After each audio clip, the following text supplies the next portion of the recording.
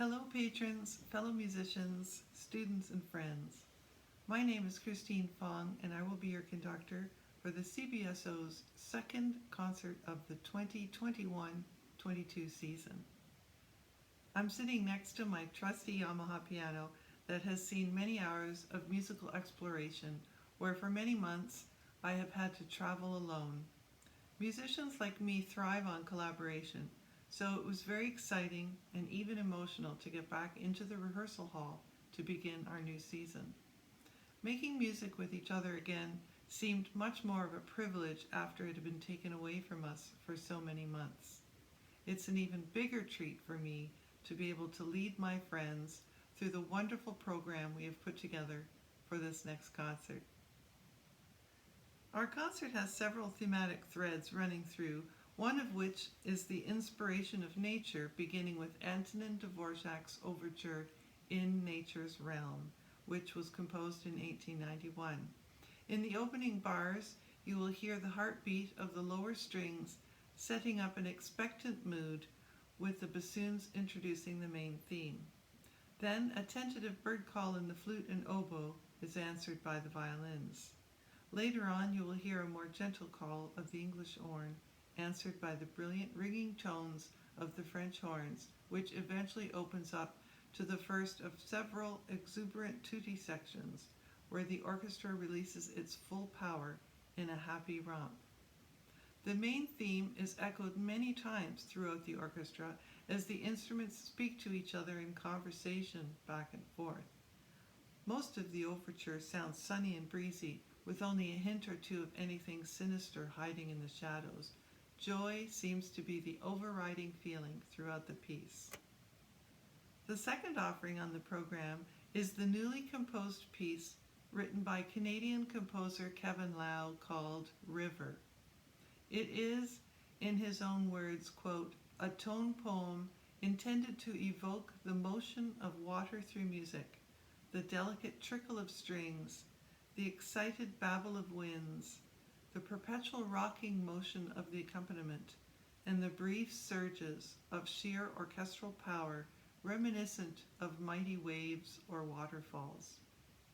The beautiful melodic themes are woven throughout the piece against a lush tapestry of strings and percussion that ends on a darker, more fatalistic mood.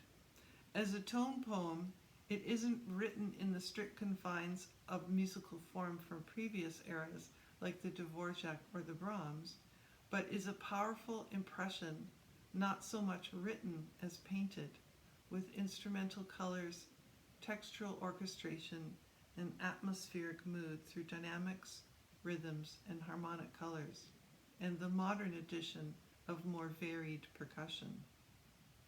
The final piece is Johannes Braum's Majestic Third Symphony. It is music that may not be truly programmatic, but does evoke scenes of nature and may have been inspired by scenes of the Rhine River. Dvorak had visited Brahms as he was completing the symphony and played the first and fourth movements excitedly for him on the piano. The first movement begins with a bold three-note statement and then develops into the main melody that flips back and forth from F major to F minor and back and forth from urgency to calm. When it moves into 9/4, it sounds almost like a pleasant stroll in the woods until the shifting pulse creates tension and almost confusion when the downbeat becomes unclear. One of my favorite moments in this movement is when the French horn soars over the strings in a glorious melody at G before we head back to the restatement of the first theme. The movement that could most represent nature is the second, with the choral opening that develops into a pure idyll. Clara Schumann was heard to say, quote, I can see the worshippers kneeling about the little forest shrine. I hear the babbling brook and the buzz of insects, end quote. The main theme of the second movement is heard in the clarinet and slightly resembles the opening three notes of the more serious and dramatic first movement. The strings oscillating on 16th notes create the impression of water, while the winds carry on with the choral sound on the top layer. It ends with a wonderful blossoming restatement of the theme in the violins that seems almost like a glorious sunset that fades away through the chromatic descent of the clarinet and bassoons and a final flourish of flute and oboe. While scenes of nature can be imagined while listening to the first and second movements, the third sounds to me like a love song that is full of longing for something unattainable. It is well documented that while Johannes and Clara declared their love and friendship towards one another, they never married. And Brahms never married anyone else. Could the third movement be another ode to his lifelong friend, Clara Schumann? Brahms did not reveal much to his friends about his music. Perhaps he wanted listeners to interpret his music with their own imaginations. He did, however, include a code in his third symphony in the first three notes, F, A flat, F, which stands for frei, aber froh, free but happy.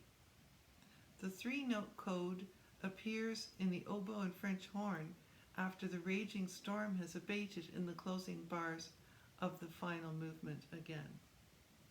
Interestingly, the Canadian piece called River also contains code. In the final bars of the solemn ending are three notes, E, G, E. Composer Kevin Lau has said that within those notes, quote, is a musical dedication to a particular individual who has been a profound influence on my life, end quote. From depictions of nature to hidden codes, and now to the final theme, endings. I wanted to point out that our concert choices each end in a similar way. Typically, large romantic orchestral works, like the symphony from this period, tend to end with an exciting final movement with clear cadences that are loud, complete, and final. These three pieces, however, end quietly, contemplatively, somberly, and even serenely. The Brahms seems to resolve any conflict found within each movement. The stormy first rages with angry strings but ends in calm. The fourth movement, with its mysterious unison Phrygian theme that drives the tempo, twisting and turning, comes to rest in tranquil resolution in the final bars. River begins happily enough, but becomes more dark and somber, even though it is very soft. The single bell tolling through the final bars reminds us of the inevitable passing of time.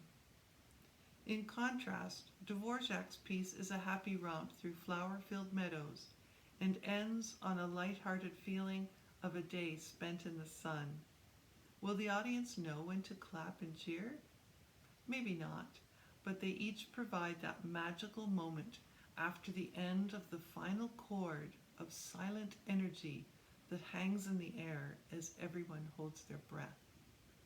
It's this magic of the power of orchestral music that I've tried to share with many students over the course of my career as a high school music teacher. I'm delighted that some of my students are involved in this concert behind the scenes as volunteers, as musicians, and even as the live stream director. It is my hope that the younger generation will discover the magic of live performance and orchestral music as we try to get back to normal as soon as possible.